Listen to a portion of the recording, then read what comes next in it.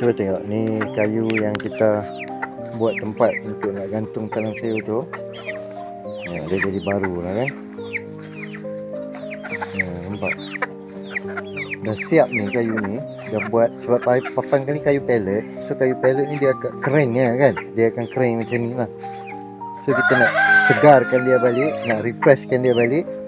Selepas kita buat tu, kalau kita tak ada gas torch, kita boleh pakai api lah. Bakar api, ambil masuk dalam api tu sekejap, layar sampai dia kering habis dia punya apa orang panggil apa, orang sini panggil sembilu, selumbak tu kan.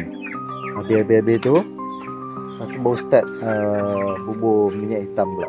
Minyak hitam nanti dia akan tukar jadi warna fresh lah. Papan tu dia takkan jadi warna hitam macam ni juga. Dia akan jadi warna fresh pada kering sebab dia serapan minyak hitam daripada kayu tu. Kayu tu akan serap, so dia akan jadi fresh balik.